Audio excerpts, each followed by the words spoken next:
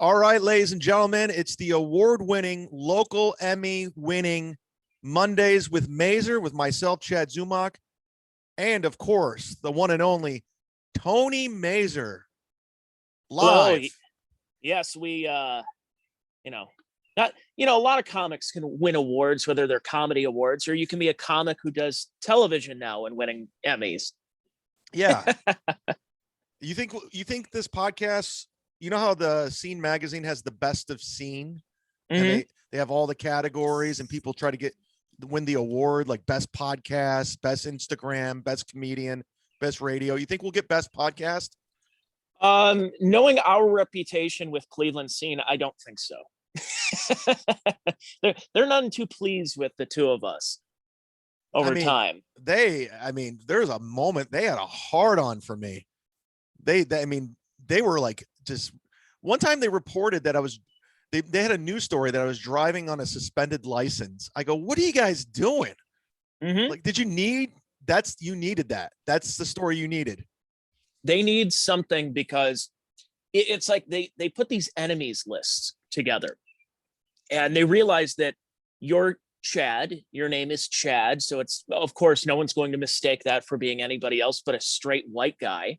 And they want to go after you. I mean, that's it, and they like doing that because there's certain people, and this is hyper local, but there's local restaurant bar people, the George family, that they love anytime that there's somebody who gets into a fight at one of their establishments, that they have to talk about it and go in depth on a long thing on, oh, this is another fight happened at the Barley House today. Oh, okay. Well, there's other bars that have fights that you don't bring up. Like, why are you pinpointing this? And that's what they've always done with you, with anything. Even when the businesses were starting to reopen, they went after them, like, because they weren't following COVID protocol or something. Am I mistaken that? Or because they had people in there that weren't wearing masks. How dare they not wear masks at, for a virus that's probably not going to affect their clientele, because no one in their 80s or diabetics are going to the Barley House. It's going to be 25-year-old, good-looking women, not so good-looking women, and douchebags. They're not going to die of this virus, unfortunately. Well, I'll tell you what, if you're in the Cleveland area and you see this best of Scene, write us in. We're going for the award, guys. We're going for it. Man. By the way, you mentioned about COVID and doing things. So it was over yesterday at the Steel City Comic-Con. I saw that on Facebook. I want to hear all about it. I saw the photo with you and Elliot, Henry Thomas from ET. Yeah, I got a picture. So that's my wife on the right there. And then I'm wearing my Toledo Mud Hens shirt for folks watching on the video, of course. And Henry Thomas of ET fame, who's about 50. And I think he has as many DUIs for his amount of years he's been on the planet. No, he did get a DUI a couple of years ago, but I did see that during, like, right after their meet and greets and they were doing everything, he's double fisting beers, and he's got 2 shots as well. And I'm like, boy, he's having a good time. No more Reese's Pieces for him. He was boozing it up? Oh, yeah. Well, you think about it. If you're at a Comic-Con and you have thousands of people come to see you, you're on your best behavior, and you don't want to get too trashed, and you don't want people to, hey, look over here, look who I saw, and they put it on TMZ. Not that TMZ would really care, but you're at a Comic-Con. It's like, what? Let's enjoy ourselves. It's just fans here. No one's salacious. No one from the media is going to be here to really post some stuff. So it was kind of neat. And then I got my other one with the great Jamie Farr. Holy shit! From MASH. Klinger from MASH. He was not wearing a dress. Of course, you had to talk your wife into that one. Yeah, because I'm wearing the Toledo Mud Hens shirt, and he's from Toledo. He's like an honorary Toledo Mud Hen, and because he would wear the jersey on MASH. Did he comment on your shirt? He said, "Oh yeah, that's very nice." I don't have bass in my voice today. I don't know what's going on. Maybe I have COVID, but but like he still sounds exactly the same. It's just he's like in his mid 80s right now. So, but no, he liked it. We got our picture with him, and I would have gotten one with Loretta Swit as well, who was also there. Hot But Lips was there. yeah, and she looks great for her age. She's, I Really? think, 83. Like she looks fantastic for an 83-year-old. I mean, I no, I wouldn't kick her out of bed for eating crackers. I'll tell you that much. So, did you have any conversations with Henry Thomas or Jamie Farr? Was there any side action? The only person I had a conversation with was John Lovitz. Now, I don't know if you saw this. John Lovitz has come out and talked about the cancel culture and actually put a story out about it because he's really good friends with Brian Callen. Yeah. And he's like, I'm sick. And so I was talking to him about it, and he's just like, I'm sick of what's happening right now for allegations that aren't proven. Now, I guess, is Brian Callen the person is that the hill you want to die on? If you're John Lovitz, who's had a pretty solid career, who knows? But if that's his friend and he sees he's going through that and he's being unfairly railroaded, it's good to see people of that stature come out and say something. Now, I looked at his Twitter account because he posted it. And in the comments, it's all these just woke SJWs going like, yeah, well, there is no, first of all, they always say this one, there's no such thing as cancel culture. Because they're like, well, Louis C.K. is still working now, is he? And I'm like, cancel culture doesn't mean you go away permanently. It means you could either go away permanently or you're knocked down several pegs over allegations that really are just not that proven. So yeah, Louis was the biggest comic in the country now at that time. Then that happens, and then he's subjected to playing clubs, which are still good. It's just that's not where he was 5 years ago. Yeah, he had a movie that was shelved. They were taking all of his work down off of like FX and everything. It's not fun to go through. It's really not. And I've been kind of canceled here and there, but I didn't have much to lose like these guys do. I mean, they have all kinds. I mean, they'll still keep their fan base, but I think you got to do what Callen did. You just fight back. That's how you got to do it. Like, well, because there's two types of people. There's Callen, and then there's Chris D'Elia. And Chris D'Elia, you basically haven't heard from him in a year. And Brian Callen says, no, I'm going to fight this. And it's almost in a way you kind of respect it because there's a little bit of it should be innocent until proven guilty. But when there's that silence that happens and people go dark or they lock their Twitter accounts or their Instagrams, you go, could there be something there? So even I would be thinking like, is there smoke to a possible fire here? But maybe not the case. So we don't know. I mean, unless you're, of course, Jeff Ross, but yeah. Where it's kind of all out there and he just continues to get away with it, allegedly. When that shit happened a couple of years ago with that my former friend, I won't even mention her name, when she took a bunch of emails out of context and put me on blast, the fact Bill Squire and those motherfuckers got me fired from that comedy club in Phoenix, House of Comedy, because of just allegations, and that story was not true. Whatever they were presenting was so full of shit, and I'll never ever forgive him for that. Ever. People really want to see, like, they take joy in seeing somebody get fired. I mean, I'm not going to lie. I do get that when I see somebody I don't like get fired, but that's because of their reaction. I used to be one of these guys who says, look, like for example, when Bill Maher drops the N-word, he says that, no, I'm a house N-word, not in the field. And he says it on his show. And I may not agree with 80% of what Bill Maher says, has every right to say it because first of all, he's a comedian and he's trying to make a joke. And second of all, he's on cable where you don't have FCC violate. Like I said it last week, there's no reason to think about the FCC anymore. It's now you have to think about the mobs that want to go after you. So somebody like, but how I used to be was, you know what, I may not agree with it, but you have to stick up for this. If we're all in this together for free speech and free expression of ideas and a marketplace of this and that, I'm almost at the point where I'm like, nah, you know what? I hope for people to get Me Too'd. I hope for some people I don't like. And I shouldn't feel that way, but they wouldn't feel that way about me. So why do I always have to, take the high road here? Screw them. Right. No, I get it. And, but you're right about like just people just rushing to that mob mentality. And that's why every time I see one of these things go down, I immediately look at what's being accused and where's the bullshit. And I find it right away. I go, I know exactly what's going on. And I'm never a part of those. I guess the closest thing, we got a little yeah, it's my cat running away. Little cameo from the cat. That's why you sign up to the video, guys, for exciting cameos like that. But I guess the only mob mentality I ever had was with LeBron going to South Beach. That's the only thing I piled on for. But it's sports. To me, it's like I wasn't going to affect his career. Like, by the way, I don't mean to. There's a couple of people you'd want to get canceled. Can you indulge me for a second? Sure. Can you do the share video? We don't have to hear the audio, but the video.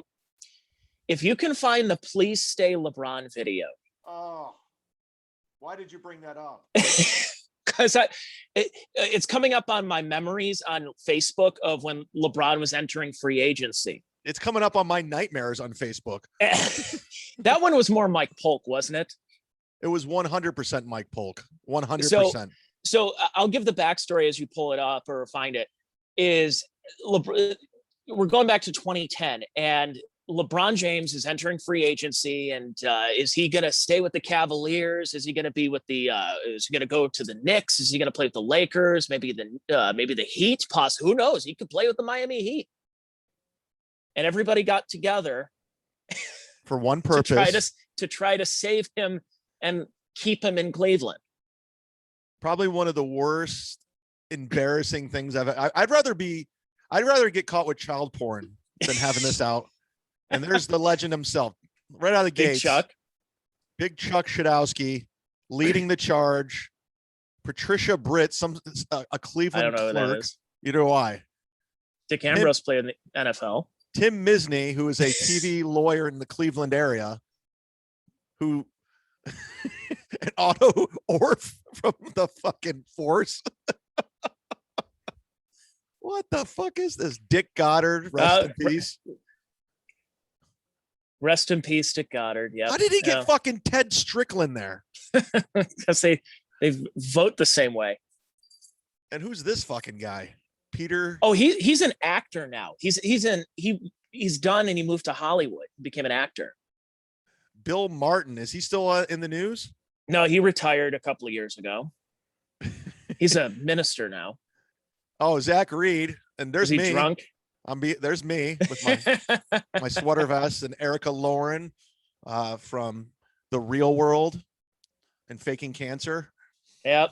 What's her last name? Something with a W. I can never pronounce it. It's like very Polish. Very long Polak name. Yeah. Who's the girl you're arm in arm with? No clue. Oh, I can't believe it. I thought that was the unnamed girl that we don't want to talk about for a second. By the way, this is how petty Polk is. He wouldn't give me my name on there because he's always Avery Friedman. Oh, Carl Monday, the Norton Furniture guy.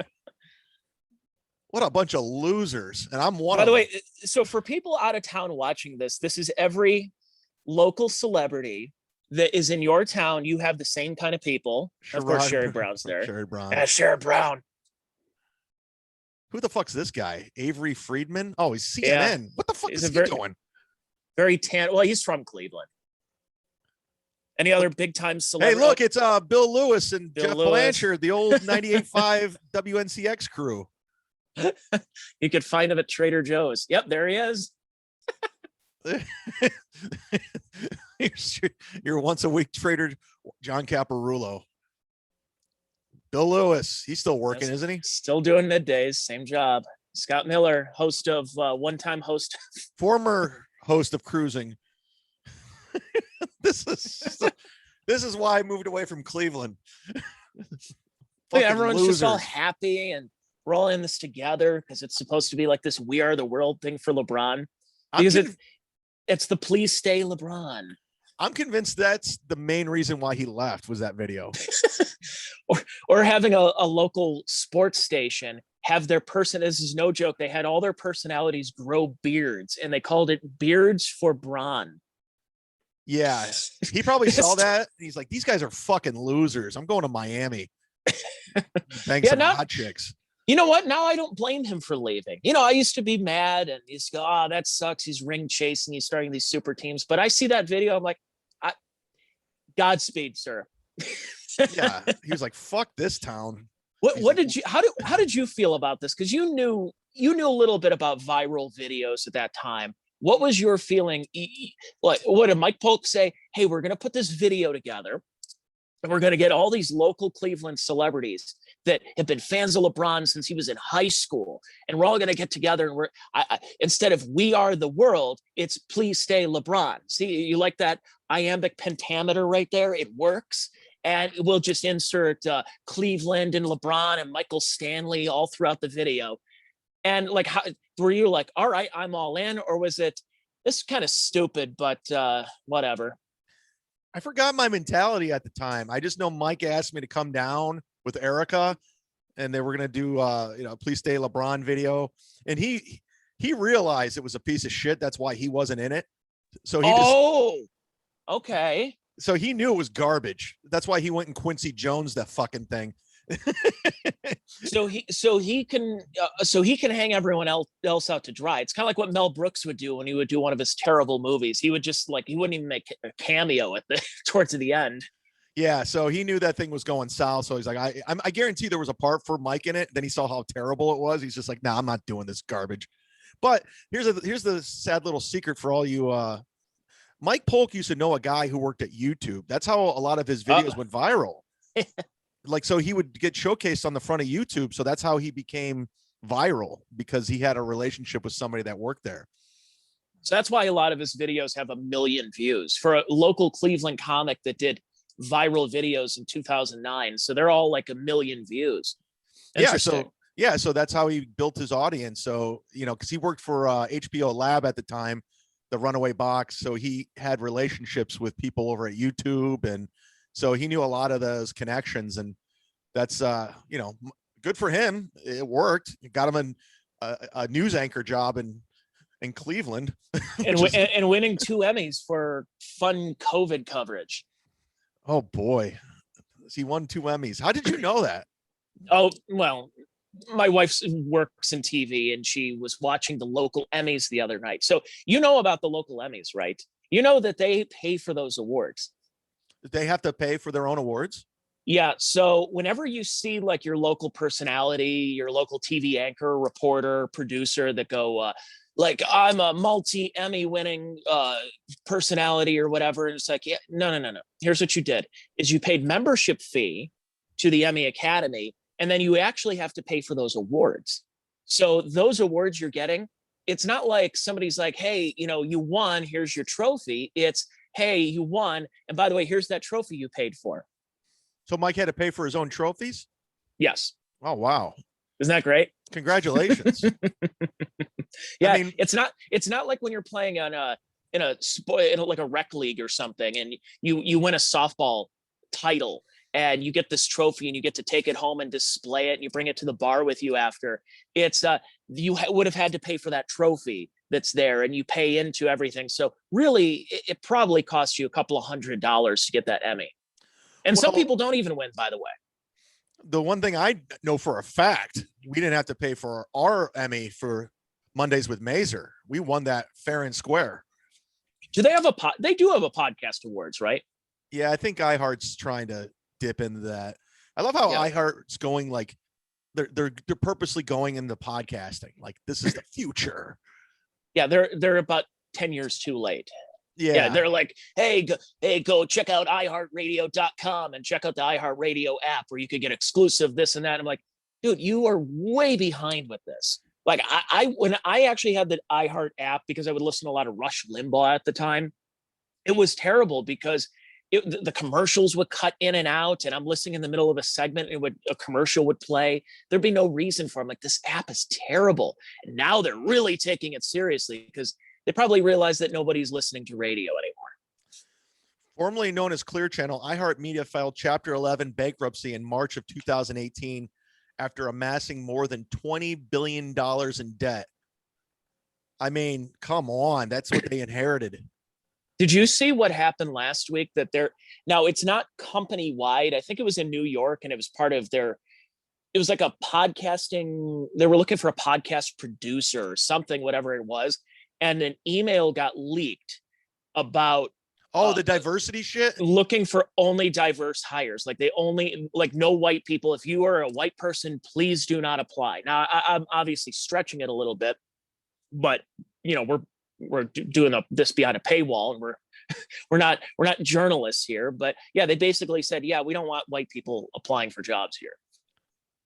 I mean, I just love how everyone is just jumping on these little fucking trends, these bandwagons. It's just, I mean, I always quote Clay Travis.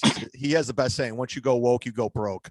And that's exactly what's going on with all these knee-jerk reactions and these how about best person for the job?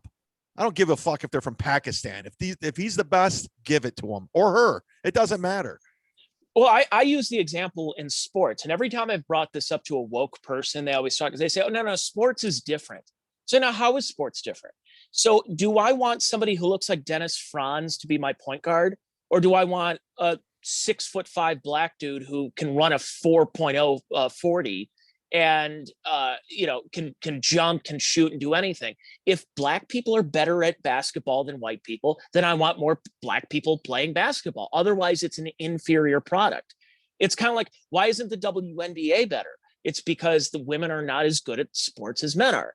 And that's why. I mean, it's the simplest thing. And it's based on physiology. It's based on our body frame, that we can put on more muscle. We can do things that women cannot. Women can do things men. We have gender roles. And in some ways, we have roles within races. What if Harvard and Yale and UC Berkeley, their new semester is nothing but Asians? Am I mad about that? I say, no, hey, white people, maybe we should start studying a little more and compete with the Asians. And I'm not going to be mad about it. There are certain things of certain genders and races and sexualities that can do better than others.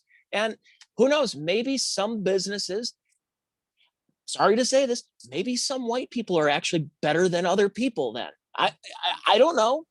I don't know what it could be. I mean, maybe it is radio. Maybe we're just better at doing broadcasting than other races and genders. Is that a bad thing to say? Apparently it is. You've never heard the Breakfast Club, my friend. Oh, was that Charlemagne the God? Yeah. No, or is that the one with Molly Ringwald? I'm not sure which one you're talking about. Yeah. I don't know. It just, I think it's hilarious how it's slowly gotten to radio now. I have a friend at Sirius XM, and I'm not going to name their name, but they were Roland Campos. What a name drop. They were encouraging radio shows, I'm not going to name the shows, to have on more people of color. And some of the formats, you're just like, it doesn't make sense. Like, yeah. I mean, this is heavy metal music. How many times are you going to have In Living Color on? Like, yeah. How many times are you going to have the lead singer of Seven Dust there? Yeah. So I mean, I'm trying to think what other black dudes. Isn't Kill Switch Engage have a black lead singer? At least I know they did. But yeah, there's really not too many more. Head PE maybe, but it's like, okay, how many times are you going to have those just because you will need a diverse hire? How many times are you going to have Tom Morello on because he's half black? Oh, that's right. Yeah. Well, yeah. Well, not only that, they give him his own thing on Sirius, on Lithium, on the channel. He has like 5 shows on there. Yeah, it's like he does like he'll talk about some of the acts, and then he'll play like his was it the Watch, or is it the Watchman or the Night Watchman? Yeah. So he plays some of his music, and usually when the Night Watchman music comes on, I change the station. I put Yacht Rock on or something. my thing with Tom Morello is, he's an undeniable, amazing guitar player who fits, like a glove into Rage Against the Machine, but all his side projects are just garbage. All of them. He's a busybody, so he constantly has to be doing shit. But I'm just like, dude, you don't have to release a song every 5 seconds. Let it breathe. Well, so you and I have a little bit of an age difference. So when you were in high school, that was the Rage years. And when you were at that point, my high school years was Audio Slave. Oh. And when you talk about the years, those were the actual years I was in high school that Audio Slave was around, because, Cochise and that album came out in 2002. and their last album came out in '06. Well, I graduated in 2006, so Audio Slave was my high school years, and you couldn't go to a like friend's house and people around my age where you weren't hearing, or someone in someone's car, smoking joints in their car or whatever, and you wouldn't go anywhere without hearing Audio Slave. They were that big. The problem is Tom has just done nothing good since then. No, and I've met him. He's a pretty nice guy, but it's just the mystique of Rage.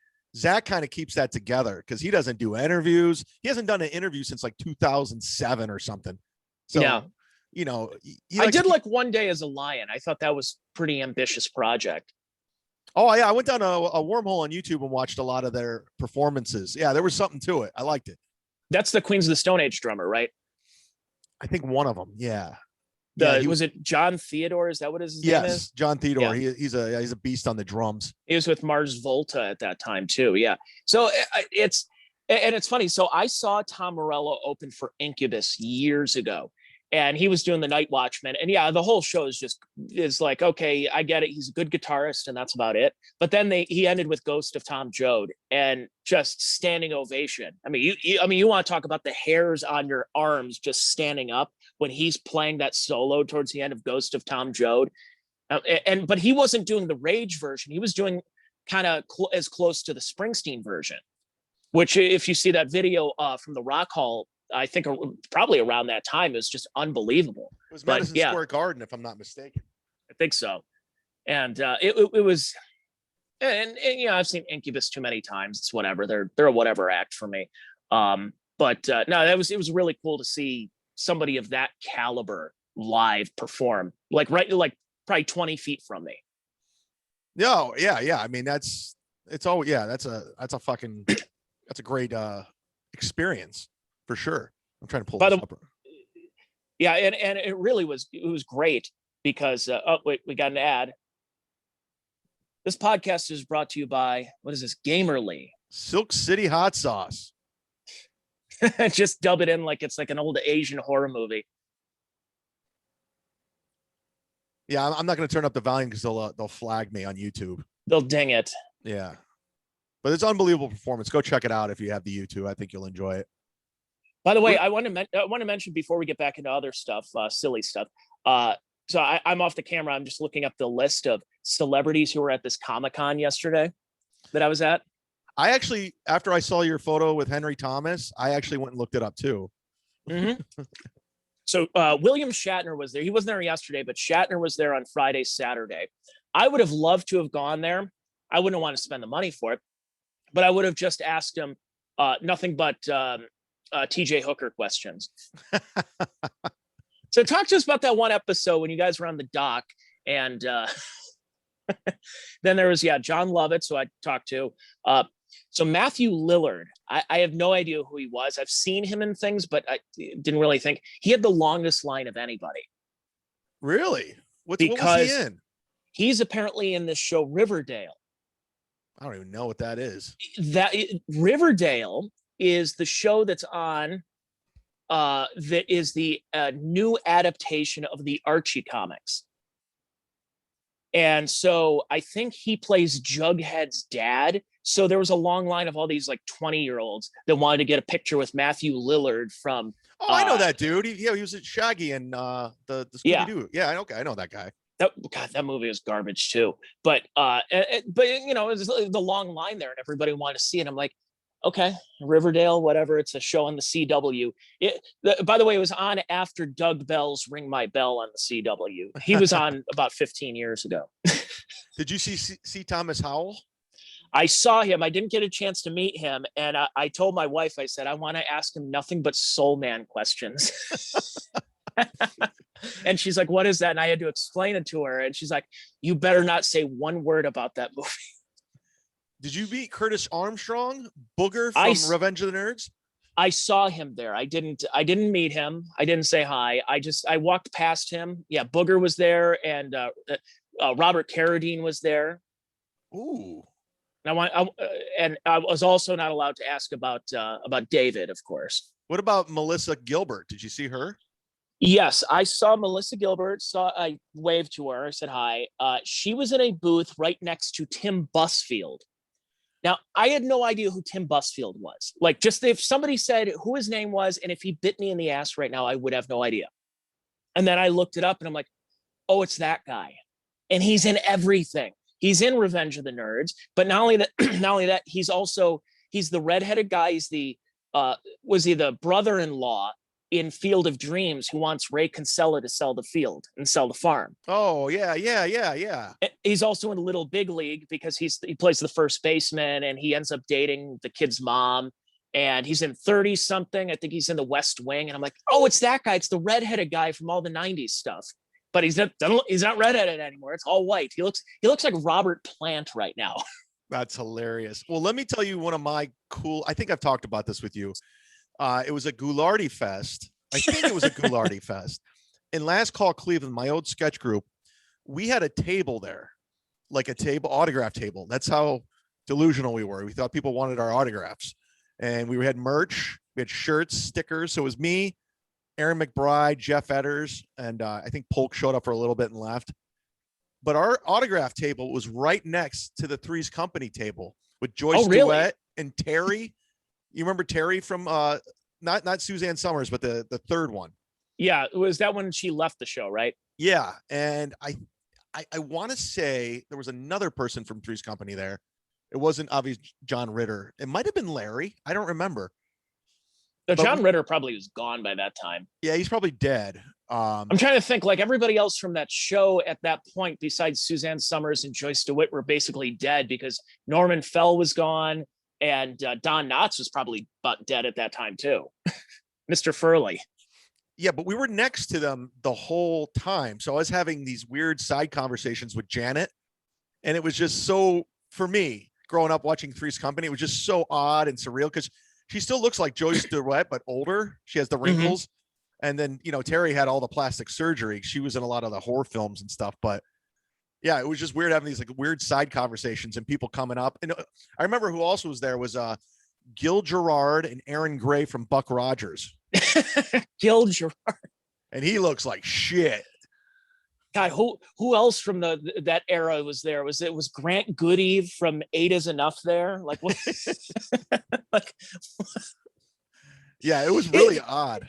But you know what's funny about these Comic Cons? Which, first of all, by the way, yes, there's a lot of role playing and there's a lot of the cosplay and stuff. And normally they're a bunch of goofballs. It's not my crowd. I'm not going to dress up as Chewbacca or Captain America. But you know what? These people have been locked in their homes for a year. I let them have fun. Go ahead, have a pisser. I don't care. But what's that? I'm pulling it up right now.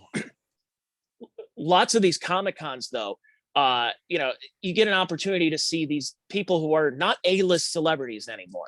Loretta Swit and Jamie Farr probably were on that cusp in the late 70s, early 80s, but not anymore. Was it Goulardi? This is it was in 2007. Oh, okay. This is one of special guests Priscilla Barnes and Joyce DeWitt, Three's Company. Jonathan Hayes from Little Shop of Horrors will join Bob Houlihan Wells. Oh, Houlihan the Weatherman. Yeah. See?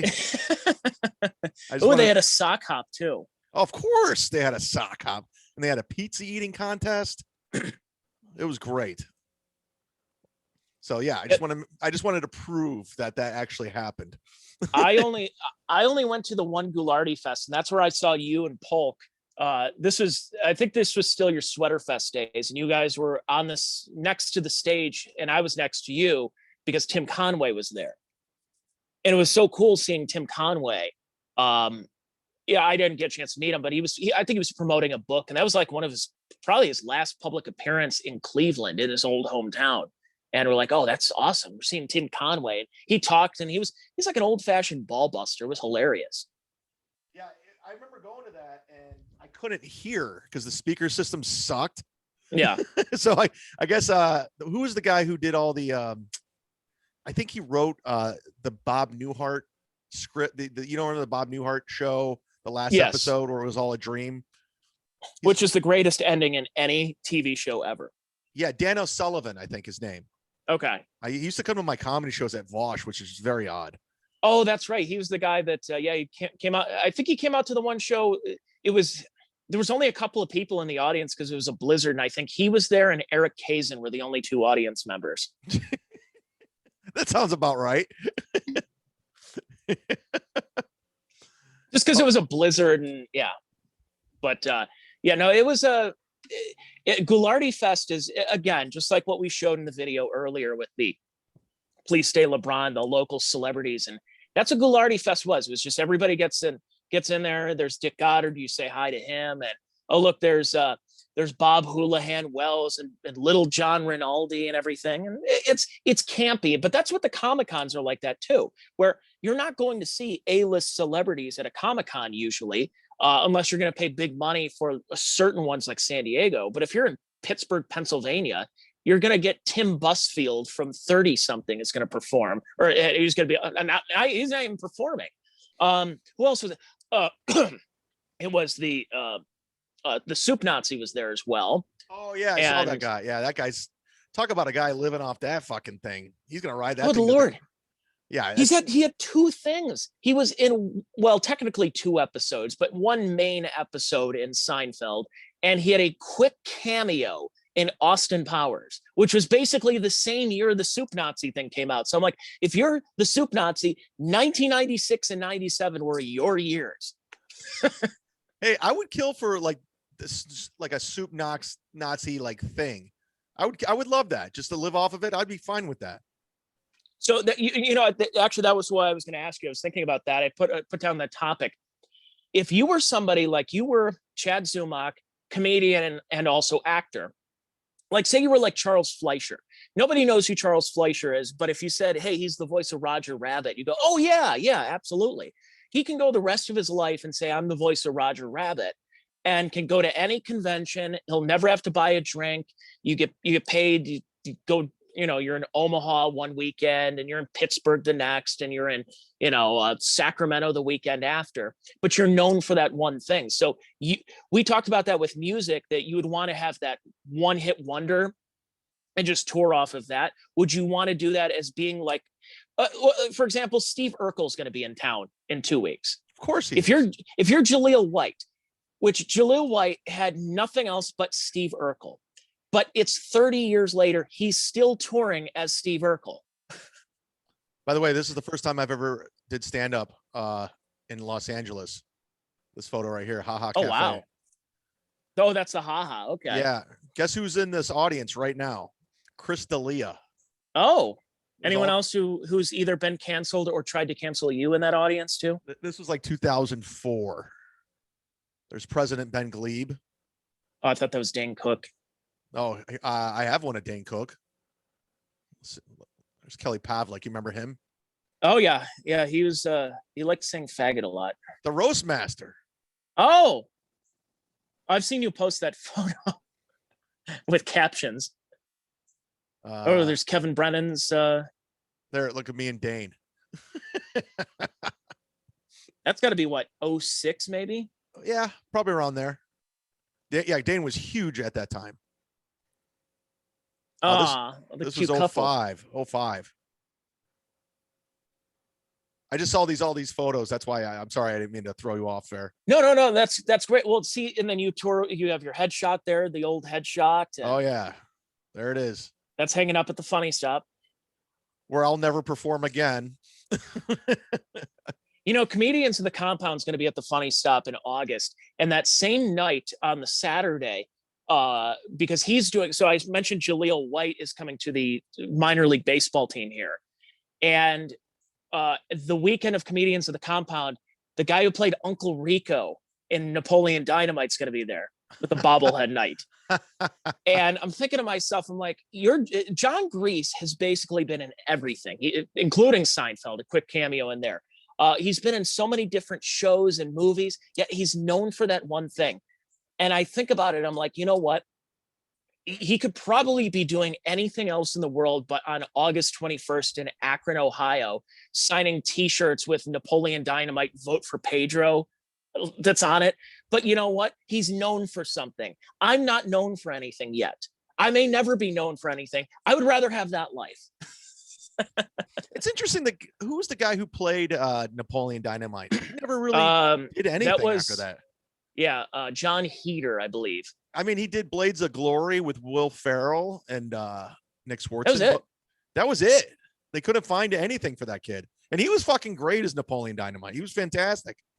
But it was like it was a bit, it was, see, that's the one thing is that you notice when you have characters, they don't really go too far. Like think about with Maude, for example. So Maude, because I was watching All in the Family over the weekend, and when Maude stays and Archie and Maude are just going after, and he's like, "You're President Franklin Delano Roosevelt," and he's just going, they're going back and forth. He was a hero. He saved us from the Depression and everything, and he was a man of charisma. I didn't know he was sick, and it's just the whole back and forth. But the thing is with Maude is that she became so popular they gave her own show, but the show I never thought was really that good. So those certain characters just play so well in different situations. So like Napoleon Dynamite worked, but you can't do that character all the time. Like think about, I'll give you a current example from, this century. Charlie Day. Is Charlie Day, is he going to be an Academy Award winner for anything? No, he's the guy who has the high annoying voice from It's Always Sunny in Philadelphia. And they've put him in a couple of movies where he's basically playing Charlie Day, the guy with the high voice from It's Always Sunny in Philadelphia. Sometimes you need that. And he can tour the rest of his life by going, I was on that show and I did that one movie. But, I'd rather be known for that one thing than nothing, I guess. No, I'm looking up John Heater right now. He's pretty much just does voiceover work. That's it. Like that's Oh, really? Yeah, he voices everything, cartoons. So he kind of transitioned right into just voiceover work. It wasn't the guy who played Pedro. I think his name is like Ephraim Ramirez. And wasn't he like right after that, he got a part in that Dane Cook Employee of the Month movie. Oh yeah. Oh yeah. Where he was Dax Shepard's like his lackey or something. Oh God, was that a bet? And of course, peak of her game, Jessica Simpson at that time. Peak of his game, Dane Cook. And it still turned out to be a terrible movie. I've told the story many of times on podcasts, so I won't go through it. But I'll do the Cliff Notes version. I remember getting a phone call from Rita Piazza at the Hollywood Improv because I was hosting College Humor Night that night. And I was about 3 years into my career or so, somewhere around there. I was still relatively green. And she's like, "Hey, Chad, we're going to have to cut your time tonight. We got to keep the show rolling. Dane's going to run his hour. He's fresh off Employee of the Month. Just filmed it." And Jessica Simpson came to the show that night with a lot of people from the movie sitting like right in the front row. It was fucking crazy. And I ended up meeting her. I told the story on other podcasts, but I got to tell you, to this day, one of the prettiest females I've ever seen in person. Gorgeous. So camera did the camera give her justice? Like, was she like that gorgeous just walking off the set? She was prettier in person than she is on TV and movies at the time. I was just looking at her. I go, you're glowing. That's how beautiful you are. That's just the smoothest. I mean, she was beautiful. The whitest teeth, gorgeous. That is, I mean, man, trying to think of like actors or like actresses that were just top of their game that I've met in person. That, I mean, I guess Loretta Swit was better looking than I thought in person. She's 80 something. Throw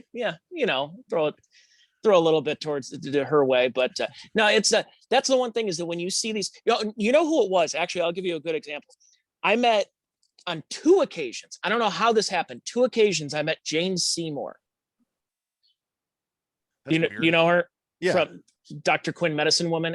But like, she's a very attractive woman, and she's a little older. And I think this was not long after Wedding Crashers, because she played the mom in Wedding Crashers, and she's, for being like 50 something, was gorgeous. And she may have been close to 60. And I looked at a recent photo. She still looks fantastic. And so I haven't been around enough actresses. I've been around enough actors, especially B and C and D list actors, as you can tell by my photo of Jamie Farr here. Yeah. But being around some of those people, that they really do give off that aura, and it's incredible. Big J Okerson was telling me once, because he does the bonfire on Sirius XM, and I guess Paris Hilton was there in the building promoting like her new song or album or whatever. So they were trying to get their producer to drag Paris in studio for the bonfire, and they did. Oh, And really? yeah, so that she went on air with them and talked, and but Okerson said, dude, she's fucking gorgeous, just in like real life. He was like, wow, she's fucking really pretty. Really pretty. So they had her on for an interview. Yeah, and he said it's so funny because that whole Paris thing is all an act. Like, soon as she gets off air, she's like really cool and down to earth. Like she snaps out of like, that whole that's hot, that dumb girl or whatever. It's all a shtick. They said that she's just down to earth, laughing, making inside jokes, really cool. So then that infamous O&A appearance where she was there and she just wanted to talk about whatever she was promoting, and they wanted to ask her about like Nicole Richie and all these other people, and then of course 10 years later it resurfaces and she's like, I was bullied and this is bullshit. I don't know what's, and it's like, is that an act too? Like, I mean, think about it. If your last name is Hilton, for God's sake, there really shouldn't be anything that's going to offend you, because you have not saying you can't learn a talent, but you have no talent because you weren't raised to go through those struggles of being either a road comic or a struggling actor or a struggling musician who basically makes enough money at a gig to get to the next gig. Like what do you do there? But yeah, if it's an act, I guess, like what do they even have to like talk to her about? Is this just one of those where if you're Big J or you're Dan Soder and you just go, hey guys, Paris Hilton's coming on, you can turn the radio off for about 10 minutes and then turn us back on. So we'll be done with that. Yeah, I don't know. Get her out of there. I'm sure it's on YouTube somewhere. I'm sure people. You don't have to listen to us. I think realized they were comedians, and she definitely plays into it. Like, she knows how to manipulate the media, and the tabloids. So she's say you want about Paris Hilton. She grew up in the public eye, so she knows her way around all of that. She knows how to generate, people talking about her. I mean, she has that skill set, if you want to call it that. Yeah. Yeah. It's, there's certain, because the Kardashian thing ended. And I got to say, in every woman I had dated since the Kardashians have been on, it's been a fixture in my life that it's like, oh, here it is, the Kardashians, we got to watch this tonight. And, before the days of having smartphones where I could be like, okay, you can watch whatever you want. I'm just going to, I don't know, look at porn or do something on my phone. It was always like I had to watch that. And I never would have thought that 13 or it was like 14, 15 years later that we would still be talking about them. I saw Khloe Kardashian at the Steelyard Commons Walmart. It was late at night. I remember, I don't know, I was coming back from Lakewood or somewhere, and I just pulled in there, and she was checking out. She had sunglasses on, like she had sunglasses on. She was in Steelyard Commons. Like, there's paparazzi down there, like TMZ. Yeah, it's probably midnight. Yeah, it was later in the evening. She was with her friend that was all decked out, but it was, it almost looked like Where's Waldo? Like, she stuck out like a sore thumb. Like, she didn't belong there. Yeah, the Steelyard Commons Walmart is probably the worst store you could ever go to, ever. You're talking about, you're in line and there's routine fights in line, and there's a woman like having a baby, just water breaking, and the Tampa Walmart here on Dale Mabry is pretty bad. It can give Steelyard Commons a run for the money. It's a shithole. What's the difference between the big box stores in the North and the South? Are they better? Are they worse? Are they about the same? Is it one of those where it depends on, if you're in Connecticut, you went to a Target. Is it the same type of Target that you're going to go to in Tampa, Florida, if you close your eyes? Less clothes and more tattoos. Okay, perfect. Yeah, a lot of tank tops, a lot of wife beaters, terrible ink. Guys with tramp stamps. It's a mess. I mean, it is. It's not good. If I were to move to Florida, what would you say are the top 3 places? Well, not just me, but like for any of our listeners who are living in New York or living in Ohio or Michigan, and they want to make the move. where do you go? Like, what's the best place? Because you've toured now basically through the entire state, from the Redneck Riviera and the Panhandle all the way down to Miami and the Fort Lauderdale area. What would you say are the best places to go? Honestly, and I'm not biased, I like Tampa. Tampa is like, out of even the East, like when I go over to Boca and like Fort Lauderdale and all that, I like Tampa more. I don't know what it is, because Clearwater's right here. You got St. Pete's Beach, but I'd say that's, from what I can gather, the best part of Florida. I like it the most. Orlando's I noticed very touristy. Yeah, I just skip Orlando. I noticed that with some people, that when they go, and I've said this before in different podcasts, and I know others have said this, so it's not a new revelation, but people just go south. And if you think about it, you probably don't even realize it, but you've probably run into so many people that were probably from your hometown and you don't even realize it. Like a lot of Kent and a lot of Cleveland people in the Tampa area, because if you look at a map, people just go straight down until they can't go anymore. So if you're from Detroit, you're from Columbus, Cleveland, Cincinnati, Pittsburgh, they just keep going down, and then they hit Tampa, they hit Sarasota, they hit Fort Myers, they hit Naples, in that area. If you're on the East Coast, that's where you're getting the New Yorkers, you're getting the Boston people, the Philly people, and then you just keep going and going from there. So then if you're somebody who's from Tennessee or Indiana, you're going to go straight down, you're going to be in Pensacola. So it's really interesting how our behavior patterns are like that, and we just keep going south until we hit water. Well, it's funny. I was just at the Tampa Improv over the weekend with Brad Williams, and the GM down here, Bob, is from the Cleveland area. Mm-hmm. He grew up in the Cleveland area, and he was telling me, like, back in, I think, 93 or 94, they were living up there. He was managing a bar inside the old Powerhouse near the Improv. Oh, yes. Yes, I think it was Coconuts or something. I don't remember what it was. But he was just like, him and his wife says, let's just move to Florida. And they did, and he happened to get a job at the Tampa Improv. But it was just one of those things they didn't want to deal with another Cleveland winter. So he's been down here since 93. Never moved. I don't want to deal with it either. I don't blame him. Yeah, he's just like, I had enough. He says, I had enough of those winters. It's tiresome. I will say, though, I went to years ago, I was in Clearwater for a Phillies game. Oh, it's Paulie. Do we have a Paulie update? No, I just wanted to when we're done with this, we'll transition. Well, it looks like he's in the process of a transition.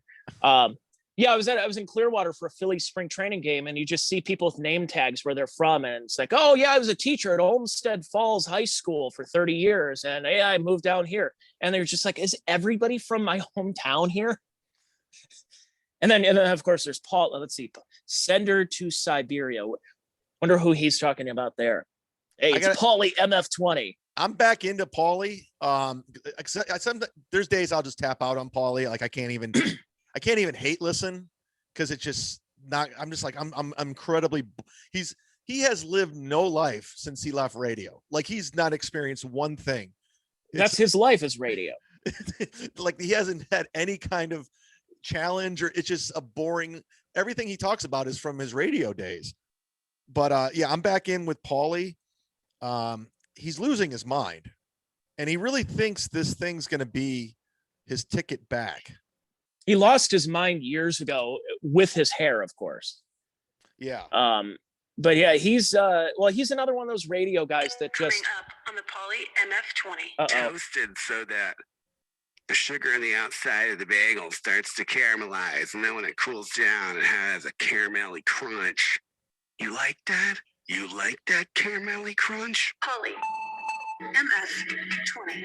Morley, checky check, microphone check. Steve Harvey is freaking funny, dude. The new Family Feud is freaking funny. Now, look, I don't, and why am I talking about? I'm not getting paid. I just, I'm sitting here prepping the show for Monday, and I find this video on it. By the way, he's prepping the show. It's 20 minutes long. Like, what are you prepping? 20 minutes. We just did an hour. And my favorite thing about Paulie is he teases like segments that are going to be like in like 1 minute. Like he, coming up. Coming up in about 4 minutes, we're going to talk about this. Which, by the way, I want to point something out. His fake radio voice is so disgusting. It's not as bad as certain people, but it's still like, hey, I got to do this broadcaster voice. Like, I've been in broadcasting now nearly 15 years. And there's a difference between a fake voice and a professional voice. So how I'm talking right now is my voice. It's just a little bit more amped up because I'm not going to go like this. Hey, Chad, what's going on? We're going to talk about Paulie today. Okay. Yeah. What's let's talk about Bill Squire. Bill Squire, come to Wendy's and get a combo meal and use the promo code. Yeah. So no, I know what you're saying. There's a difference between that voice and like if you're just somebody who is like whether you're in conversation or you're on a microphone, his whole thing is like, I got to turn into this personality. I got to morph into this person, and you become, and it's overproduced for a 20-minute podcast. He's got to do this Paulie MF20. Hey guys, what's going on? It's Paulie. We got some cool stuff we're doing here for you. Hey, in 3 minutes, I'm going to talk about my wild night last night. Now, I'm not drinking anymore, but folks, it still could get wild out there with you're into sobriety, just like what I do. Day. Boom. A month. Dude, I love my youngest daughter, but she's gone for a month. Boom. I love my youngest daughter, but we don't have family nearby to get those 3-day breaks like most people do. All right. He has a very boring life too, by the way. Yeah. Does his daughter talk to him? I think his first daughter didn't, and I think they may have reconciled. I got to tell you, man, his dad was a drunken idiot. Yeah, he's an ant. The thing, and people always like, why are you always picking on Paulie or Maxwell? Because he came at me when he was sober. Like he was trying to get me fired while he was sober. So I don't respect this dude. I don't like him. He's been shitty to me. I don't think he's a talent. I had to deal with his bullshit even when I was at MMS still. So we talked at the beginning of this podcast about piling on and like hoping people get fired. He's one of the people I was happy to see get fired at NCX. I was like, all right, he deserves that. He really does. Yeah, there were certain people that I remember at that time where I was fresh in my career, but I kept looking, I'm like, God, there's no chance I'm going to get hired in this town if people like his name was Maxwell at the time, for folks just figuring it out, because he's gone by Slater. He's gone by, it was Slater, right? Is that one of them? Oh yeah, when he was in Chicago, he was Slater. His real name is Benjamin Bornstein, but he tells everyone he grew up. Everyone called him Paulie since day one. I guess Paulie's his middle name. Right. I think Benjamin's a solid name. I have an uncle Ben, cousin Ben. It's a good name. It's a good radio name. It's like, hey, it's Ben in the afternoon. It's like, I've been up all night. Get it? It's built-in marketing. Yeah, he could have did Ben in the morning because he likes saying morning. Morning. Ben in the morning. That would have been a better name for a show. Well, anything would have been better than his show. It was they would just argue the whole time. It was what they did was they heard all these radio people in the 90s and into the 2000s. They heard Howard Stern, and they would hear their arguments that they would have between Howard and Jackie, Howard and Artie, Howard and Fred and Gary. And they would be like, oh, perfect. Let's just do that. Argumentative radio. And program directors were out going saying, guys, conflict sells. And you go out there and you just go, even if it's a fake argument, if it's contrived, just go back and forth, just argue with your co-hosts and everything. And then afterward, you're like, yeah, no, we're all good. But it sells because people are waiting in their car. They're like, oh, I want to hear the end of this. And then, of course, they hit the post and, they hit that sweeper and they go right to break and everything's fine on the other side. It's like, it was bad radio then and it's bad radio now. I remember just listening to the Maxwell show, like I was driving somewhere and I'm thinking there would be like 50 seconds of dead air of no one talking. I turn on the radio. I go, what the fuck's wrong with MMS? And all of a sudden,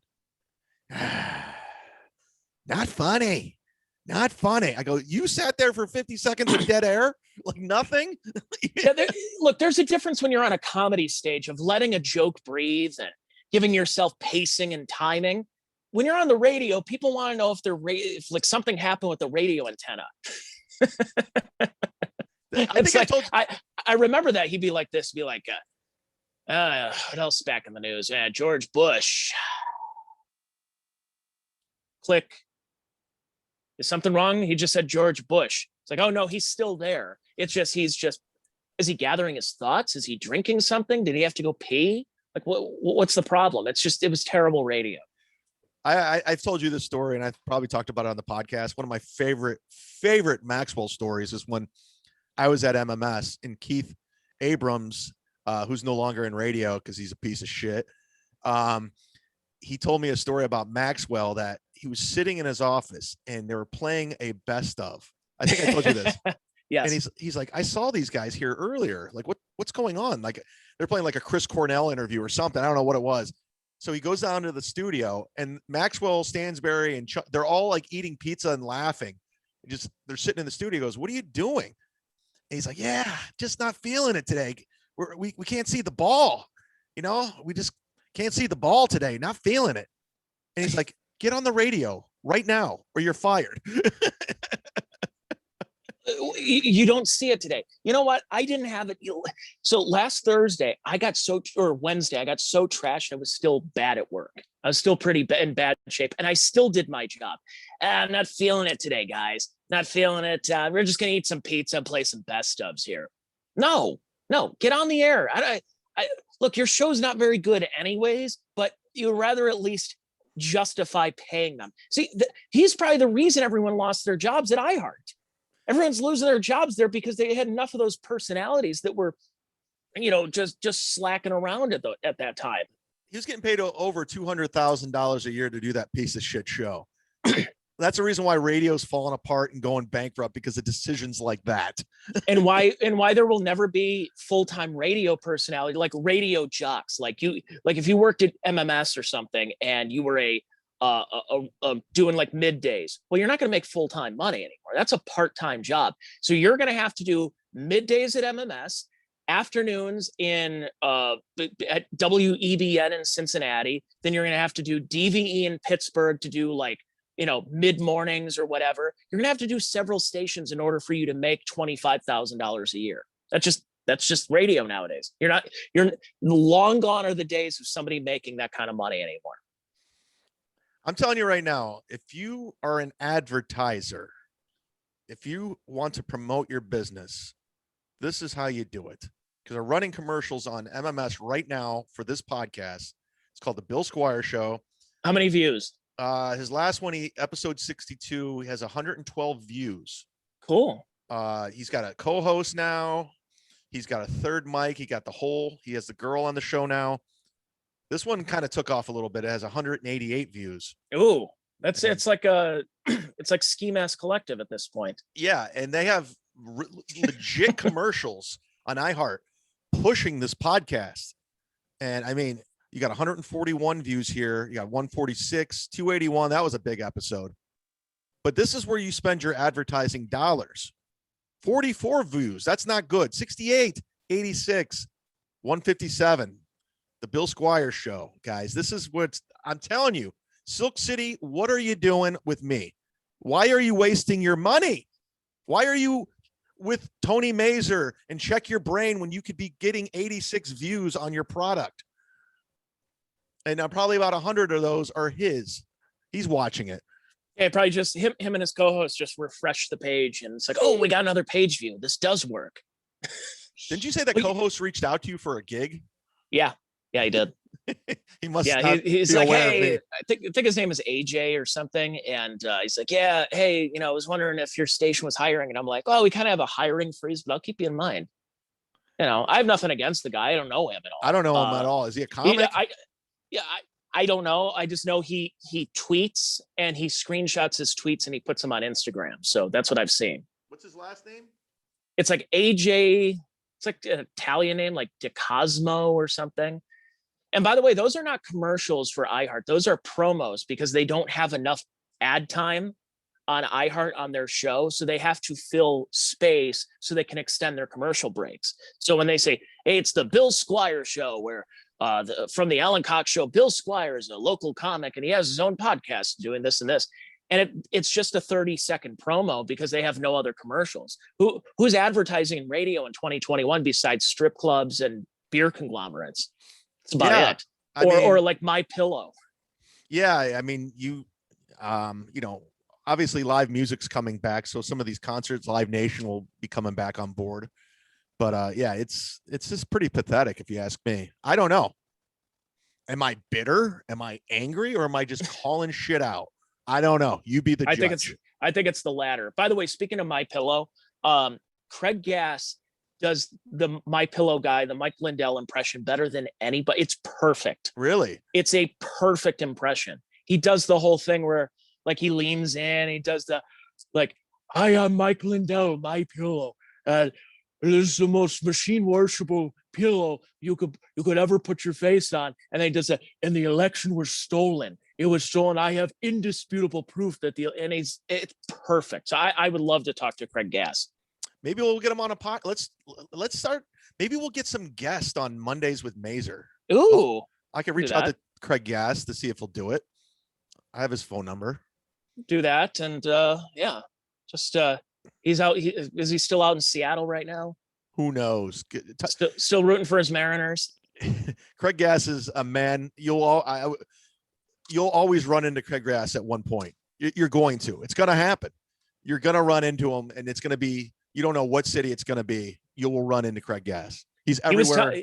He was telling the story about just about the Gene Simmons and going on those Kiss cruises and everything. Hey, this is Gene Simmons from Kiss. Yeah, he was great on Stern. Man. Tony, what do you got to plug? Check Your Brain podcast, free every Wednesday. If you want to subscribe to that. And then my Patreon, I put out 4 podcasts a week, including this week where I'm getting my second wedding on Friday. The pandemic delayed wedding is happening. By the way, Friday. I can't make your wedding, and I looked at flights. I was trying to figure it out. I can't. There's no way I can do it. I apologize. No, it's okay.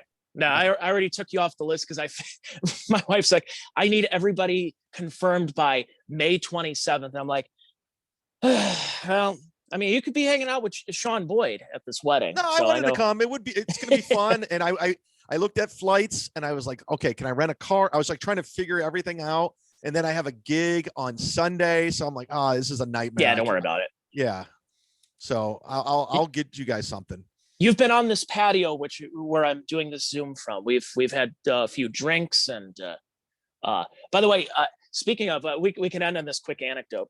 I was reminded of this because I was thinking, because I asked you about Dave Landau. I'm like, have you ever gone out drinking with Dave? And you said, yeah, a couple of times, and it was fun, everything. And I was thinking, like, how many times have I really drank with Chad? And I'm like, it hasn't been that many times. Like a lot of our times it's sober, and like whether you're sober or we're just not drinking because of the situation. But there were a couple of times we did drink. And I remember the one gig we did was that Jeff Blanchard? Was that Trader Joe's own Jeff Blanchard that one night? Where was this? This was at Willoughby Brewing Company. And I was with you. It may have been Jeff. I think Jeff was like featuring, and I was opening, and I think it was like Josh Womack and maybe somebody else. And I remember it was the same day that you called me, and I'm at the gym, and I'm thinking the gig's going to get canceled because it was snowing. And you said, no, you need to go on Misery Loves Company because Kevin Brennan basically gets assaulted by Jimmy Martinez. So that's all we talked about that night, was about the Kevin Brennan assault. So this is 2016. So we go up there and we're having a bunch of drinks, and this one girl comes up to us and says, I thank you guys for doing this so much, for doing a show like this. You know, I come to Willoughby Brewing Company all the time. I work over down the street and everything. We're like, oh, that's great. She's like, it's the first time I've been out in a while because of my kids. I'm like, kids? How old are you? She's like, well, I'm 23 and I've got a 7-year-old at home. 7? Holy Jesus. And she's like, do you guys want a shot? And we're like, yeah, sure. So she comes back and just brings us these Washington apple shots. And she's like trying to get you and I, she's just trying to get you and I to come over to her place and just like have a 3-way with her. And I'm like, is your kid home? Like what's going on? But I think she disappeared because I think she got too drunk. I think you got too drunk, and I had to drive like 45 minutes home. But it was like, wow, I could have had a 3-way with some girl and Chad. I have zero recollection of this. I don't have any. I'm trying to piece it together, and I'm like, usually if I'm in Willoughby performing, it was always a shit show. Always usually a shit was. Show. Yeah, but it was this girl. She was just it was like I think it was like a Tuesday night. It was like a random night. And she's like, oh, I don't have my kid tonight. And I get a chance to have fun with friends. And she has a 7-year-old. And so I'm like, so you got knocked up at 15? This girl looked like she was 15 and she has a 7-year-old. And here she wants to take us back to her place in Menor. I remember after a couple of shots of Washington Apple. I remember I did. You remember Toast and Mentor? Yes. I've done that. Yeah. I remember I did the show, and afterwards, with Jerry Jaffe, and there was this cute, really pretty girl who didn't even see my show on the patio, and I ended up spending the night with her. Ooh. But yeah, I mean, she was a beautiful girl. Like, I was like probably the hottest thing in Menor or whatever. But I remember that distinctively because she didn't even see the show. So, oh, really? Yeah. So I was like, the fact I could take her home without me performing was pretty crazy. But yeah, I always had fun on the east side of Cleveland. I did that with a couple of gigs where when I was single, I'd have a girl come out, and I would say the gig was at 9:30, but the gig was really at 9. So she would come out at about 9:45. I'm like, oh, I just got off stage. So she didn't have to see how badly I bombed. Too funny. Well, Tony, listen, go sign up for Check Your Brain on Patreon. We do this every single Monday. It's award-winning. Local Emmys. We got them all coming. We got a Scene Award possibly. We don't know, but follow Tony on social media. I'm usually retweeting them. Shout out to Jamie Farr. Yeah, shout out to Klinger. Shout out to Henry Thomas, who's an alcoholic. Why not? Yeah, as a wedding present. That's awesome. Well, hey, listen, I'm sure I'll talk to you by your wedding, but if I don't, have a good one, and I'm sure you're sounds good. Hot Carl spinning is going to be a lot of fun. Can't wait. Please post on social media that evening if you could. I will do so. All right, Tony. Hot Carl. That's a wrap. Hot Carl.